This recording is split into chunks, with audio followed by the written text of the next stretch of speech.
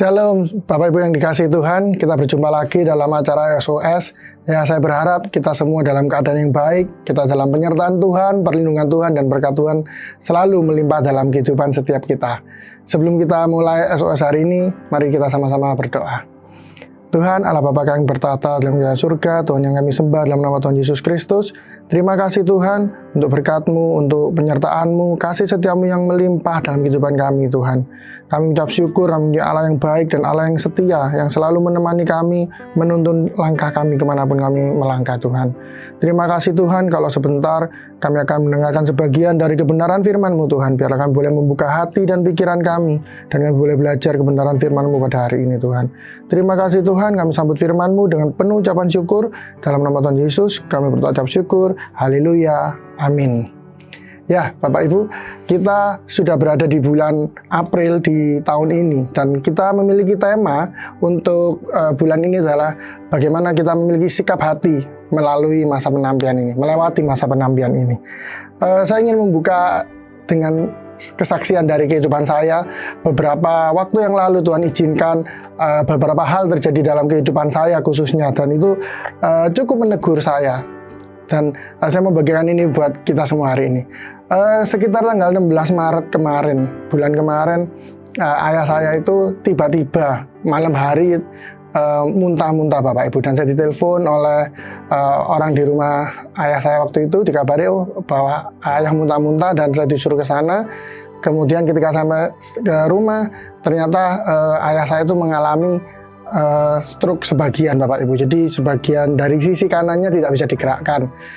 Dengan cepat kami bawa ke rumah sakit, kami bawa ke UGD waktu itu, dan ternyata memang betul ayah saya stroke sebagian dan harus dirawat di rumah sakit. Setelah malam itu ayah saya masuk di rumah sakit dan menjalani perawatan kira-kira sekitar 10 hari. Jadi seminggu lebih, itu sudah melewati hari Minggu, kemudian hari berikutnya, minggu berikutnya, ketika keadaan papa saya berangsur-angsur membaik, waktu itu juga sempat Bapak Gembala mendoakan, dan ketika dikatakan oleh dokter waktu itu, sudah boleh pulang. Waktu itu saya ingat, waktu itu hari Jumat, ketika visit dokter itu berbicara besok sudah boleh pulang. Dan ketika besok sudah boleh pulang itu, saya juga ngabari beberapa kerabat, beberapa keluarga bahwa ayah saya sudah boleh pulang. Dan beberapa dari kerabat tersebut ada yang merespon seperti ini Bapak Ibu. Loh, jangan pulang besok, besok tuh hari Sabtu. Kalau pulang hari Sabtu itu bisa kembali lagi, bisa masuk lagi. Terus waktu itu juga ada kerabat yang bilang seperti ini, wes ojo pulang hari Sabtu, mendingan tundaan aja. Toh ya dokter juga nggak seneng kalau pulang hari Sabtu, bilangnya seperti itu. Ada juga bilang seperti ini, tundaan aja. Ya kita ngikuti adat gini nggak ada salahnya lah, toh yang nggak melukai kita. Kita tinggal di mana, kita harus mengikuti adat yang ada di daerah itu. Misal kita tinggal di Jawa, kita harus mengikuti adat Jawa dan sebagainya. Seperti itu Bapak Ibu. Jadi banyak respon yang mengatakan jangan pulang hari Sabtu, jangan pulang hari Sabtu, itu bahaya, nanti bisa masuk lagi ayah saya. Dan itu sempat juga didengar oleh ibu saya. Beberapa dari kerabat ibu saya juga menyampaikan hal yang sama, dan akhirnya kita berdiskusi. Terus ibu saya bilang ini, enggak, kita nggak percaya gitu-gituan. Saya juga sempat merasa, iyalah kita orang Kristen, kita nggak boleh percaya gitu-gituan. Tapi sempat terbesit dalam benak saya seperti ini, kalau misalnya beneran balik ya apa ya? Kalau misalnya beneran kembali, itu gimana? Kan juga biaya juga pasti keluar lagi Bapak Ibu ya. Saya sempat kalkulasi dalam pikiran saya itu gini, apa mending wis dimundur aja ya, daripada balik lagi, nanti biayanya lebih berat. Kalau misalnya kita mundurkan hari Minggu atau hari Senin pulang, paling nambah 2 hari dibandingkan masuk lagi, itu pasti lebih murah yang 2 hari ini. Tapi saya sempat diskusi dengan keluarga juga, dengan kakak-kakak saya, terus dengan ibu saya juga. Akhirnya kita putuskan, enggak lah, kita anak Tuhan, kita nggak mau percaya begitu. Akhirnya juga saya, ya masa orang Kristen percaya gitu. Akhirnya diputuskan bahwa ayah saya tetap pulang hari Sabtu itu. Setelah siang itu selesai administrasi, kan kita juga ngejar sebelum jam 12 harus selesai semua sehingga nggak dicas lagi. kalau diswab lagi kan sama aja, pulangnya hari Minggu. Jadi kita juga cepet-cepetan, jam 12 puji Tuhan bisa selesai administrasi, akhirnya pulanglah ayah saya itu. Hari Minggunya seperti biasa kita kumpul, kita makan keluarga, dan waktu itu saya bawakan makanan, setelah pulang dari gereja saya bawakan makanan kesukaan ayah saya, yaitu makanan mie. Ketika kemarinnya pulang, saya sempat tanya sama ibu saya, ada pantangan nggak boleh makan ini atau nggak boleh makan itu? Ibu saya bilang nggak ada. Dan ternyata ketika hari Minggu itu, keluarga kami punya kebiasaan makan di suatu restoran, dan itu restoran mie yang sudah kami favoritkan dari saya kecil waktu itu. Jadi untuk supaya papa saya senang, ya saya bawakan mie itu, dimakanlah oleh ayah saya. Terus habis dimakan nggak ada masalah. Terus hari Seninnya ternyata bapak ibu ayah saya itu muntah lagi. Terus keadaannya ya biasa-biasa aja, cuma muntah aja, karena ayah saya itu juga belum bisa bicara secara normal, jadi bicaranya terbatas. Kosakatanya dia terbatas sehingga cuma bisa bilang iya atau enggak, seperti itu. Jadi ketika kita tanyai mual atau sakit, dia juga nggak bisa bilang iya dan enggaknya itu secara tepat. Jadi kita agak bingung. Singkat cerita, hari Selasanya ternyata ayah saya muntah lagi. Dan ketika muntah yang hari Selasa itu, keadaannya semakin drop, jalannya juga semakin nyeret, terus habis gitu duduk juga tidak bisa menopang dirinya dengan lebih baik, jadi kudu jatuh terus gitu ke tempat tidur. Akhirnya waktu Selasa sore kami putuskan bawa ke rumah sakit lagi aja, karena waktu itu juga kebetulan saudara saya, kembaran saya yang dari Sumba itu juga datang. Dia seorang dokter, dia bilang ini penurunan, jangan-jangan ini serangan lagi. Udah kita bawa aja ke UGD lagi. Singkat cerita, akhirnya Selasa itu saya nggak jadi RC, waktu itu ada RC via Zoom, tapi saya nggak jadi karena saya mengantarkan orang tua juga ke rumah sakit waktu itu. Jadi ketika kita sampai ke rumah sakit, ternyata diperiksa memang ada penurunan. Jadi ngomongnya juga nggak bisa, terus geraknya juga nggak bisa, dan dicek ternyata ada radang paru di ayah saya, dan diputuskan harus inap lagi. Ketika ada diagnosa dokter seperti itu, ada radang paru dan harus inap, tiba-tiba muncul di pikiran saya, teng gitu, lihat toh, dibilangin tidak boleh pulang hari Sabtu, pulang, ya ini masuk lagi. Saya langsung keinget gitu, saya sampaikan ke ibu saya waktu itu, yang ada di sebelah saya, Ma, ini apa gara-gara pulang hari Sabtu ya? Terus mama saya bilang, ah ya enggak lah, kan memang ada radang paru, penyebabnya kan lain. Ya memang papa ada penurunan, maksudnya jalannya juga nyeret, terus bicaranya juga agak malas bicara. Tapi kan penyebabnya bukan itu, mama saya bilang seperti itu. Terus datang lagi pikiran, ada suara di pikiran saya itu seperti ini, yaitu kan penjelasan ilmiah. Segala sesuatu itu pasti orang berusaha mencari penjelasan ilmiahnya. Meskipun itu kelihatannya nggak masuk akal, tapi selalu dicari rasionalisasinya. Seperti contoh waktu pawang hujan, orang juga nggak percaya pawang hujan itu beneran bisa. Oh memang itu sudah, hujannya udah mau selesai, kebetulan aja setelah dia melakukan ritual itu hujannya berhenti. Ada yang bilang seperti itu. Sama hal itu juga terjadi di pikiran saya Bapak Ibu waktu itu. Wah ya itu ya bisa aja dimasuk-masukkan, disambung-sambungkan ilmu cocok logi seperti itu, dicocok-cocokkan, akhirnya ketemu, oh penyakitnya ini, tapi penyebabnya adalah pulang hari Sabtu. Pikiran saya itu ada sempat yang intimidasi seperti itu Bapak Ibu. Dan waktu itu ya saya sempat berdoa, saya mau tolak dalam nama Yesus, saya nggak mau percaya hal-hal gitu. Nah selesai lewat, dan ketika dari UGD mau dipindahkan ke kamar, itu posisi kan udah malam Bapak Ibu ya. Ketika ayah saya masuk itu sekitar 6:30, dan di IGD diobservasi perkiraan sekitar 8:30 jam 10-an, 8:30 jam 9 sorry, itu masuk kamar. Dan ketika mau masuk kamar, seperti biasa itu harus ada protokol COVID, harus swab dan lain-lain. Akhirnya harus nunggu di kamar isolasi, bukan kamar isolasi, maksudnya kamar untuk menunggu hasil PCR-nya keluar. Seperti itu. Jadi kamarnya sendirian, kamarnya khusus, nggak gabung sama pasien lain. Terus nunggu hasil PCR baru kita bisa pindah ke kamar. Ketika hasil PCR-nya itu keluar, dinyatakan ayah saya negatif, ya boleh pindah ke kamar. Akhirnya kita milih kamar sesuai dengan tipe kelas yang kita mau. Dan kebetulan waktu itu karena ada radang paru, sehingga ayah saya itu harus ditempatkan di gedung lama dan lantai bawah, lantai dasar waktu itu.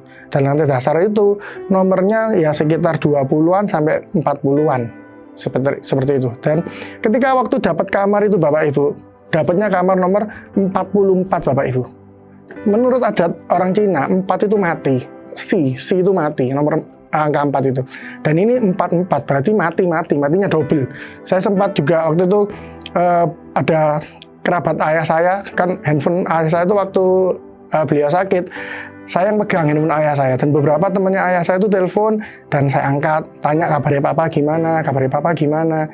Waktu itu juga saya kabari juga, oh ini papa masuk lagi, loh kok bisa masuk? Iya, soalnya kemarin habis pulang tiba-tiba drop. Loh kapan pulang? Kapan hari kok nggak ngabari kalau pulang? Oh iya pulangnya Sabtu kemarin. Loh kok Sabtu pulang? Bilang gitu lagi.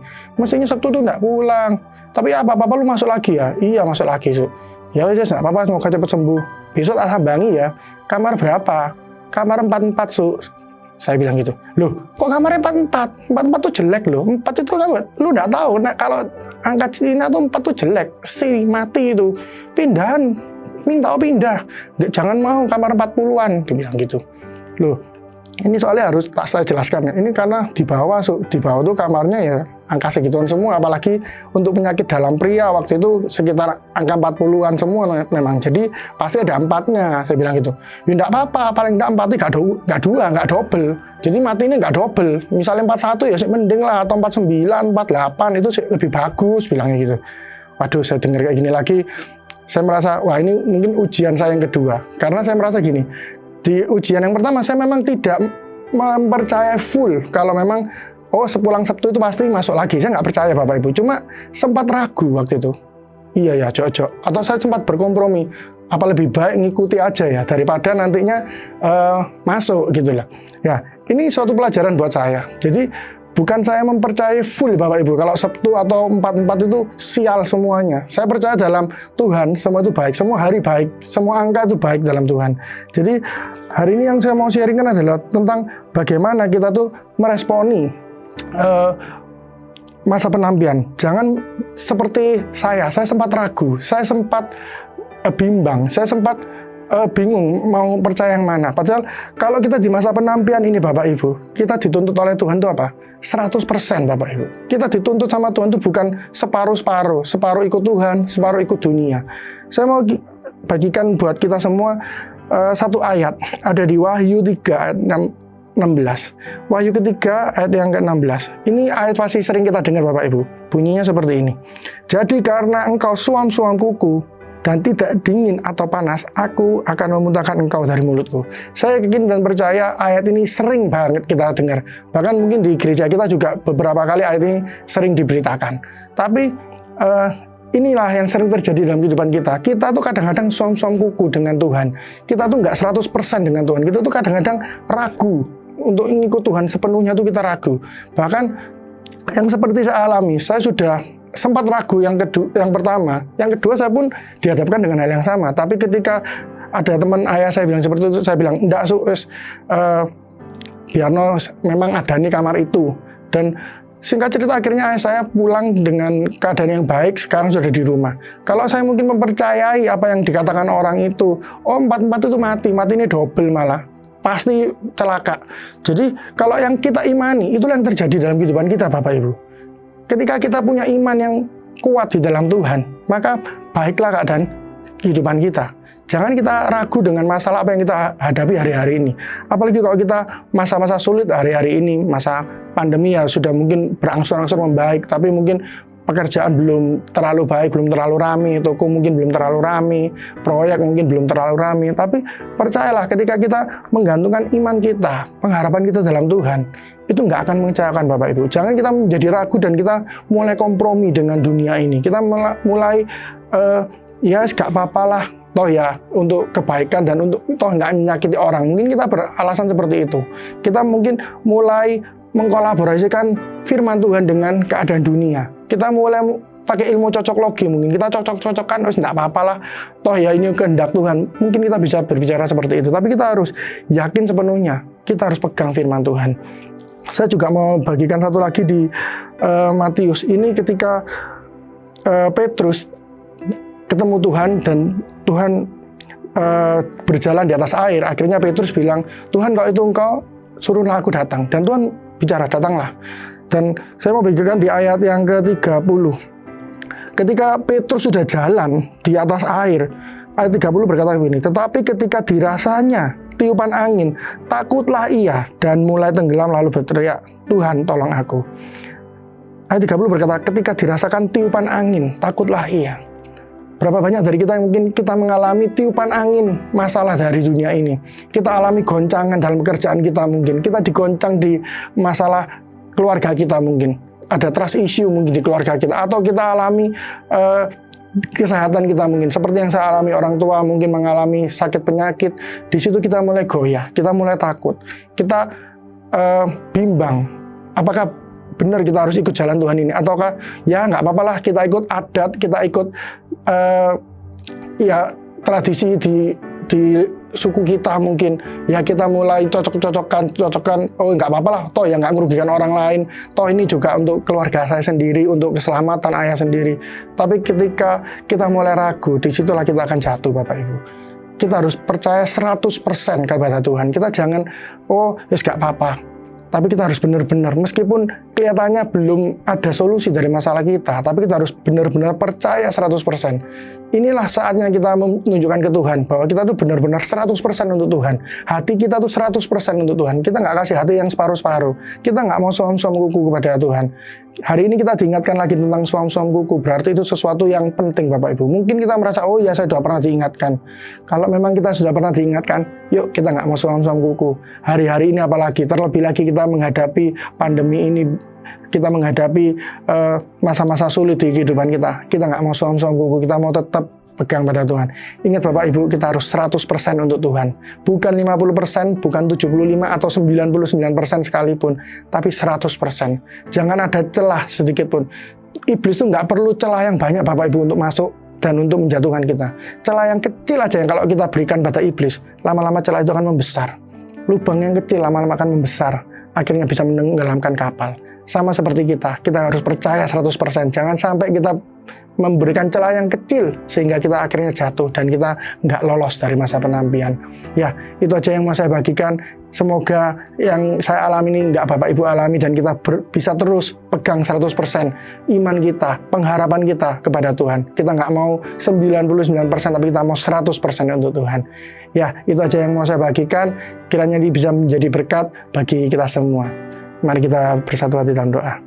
Tuhan Allah Bapa yang bertahta di kerajaan surga, terima kasih Tuhan untuk firman-Mu Tuhan. Terima kasih untuk pelajaran di mana kami boleh sama-sama belajar. Kami memberikan hati kami Tuhan 100% untuk Engkau Tuhan. Kami menggantungkan iman kami 100% untuk Engkau Tuhan. Kami nggak mau separuh-separuh Tuhan, atau kami nggak mau full heart untuk Engkau Tuhan, tapi kami memberikan hati kami, pengharapan kami, iman kami semuanya hanya kepada Engkau Tuhan. Dan biarlah Engkau sendiri Tuhan yang menuntun langkah kami Tuhan, Engkau sendiri yang membimbing kami sehingga kami boleh berjalan melalui setiap masalah kami itu berjalan dengan Engkau Tuhan. Karena kami yakin dan percaya Tuhan Engkau adalah solusi atas setiap permasalahan kami Tuhan, dan Engkau tidak pernah kehabisan cara untuk menolong kami Tuhan. Dan yang kami yakini adalah Engkau tidak pernah terlambat menolong setiap kami anak-anak-Mu Tuhan. Terima kasih Tuhan, ajar kami untuk tetap setia, ajar kami untuk tetap berharap pada Engkau Tuhan. Terima kasih Tuhan, kami juga berdoa untuk bangsa dan negara ini Tuhan. Kami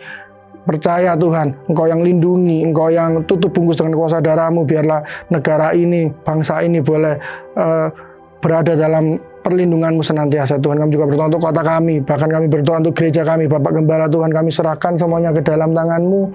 Engkau sendiri yang lindungi kami Tuhan. Biarlah Engkau yang menyertai kami Tuhan, Engkau yang menyembunyikan kami di belakang salib-Mu Tuhan, dan kami berjalan bersama dengan Engkau selalu Tuhan. Berikan hikmat-Mu atas Bapak Gembala dan keluarganya Tuhan, memimpin kami untuk menjadi lebih dekat dengan Engkau Tuhan. Terima kasih Tuhan, pertemukan kami di SOS berikutnya. Biarlah kami boleh sama-sama belajar kebenaran firman-Mu dan kami boleh menjadi serupa dengan Engkau Tuhan. Terima kasih Tuhan, hanya di dalam nama Tuhan Yesus kami ucap syukur. Haleluya, amin. Ya, sekian SOS pada hari ini. Sampai jumpa, Tuhan Yesus memberkati.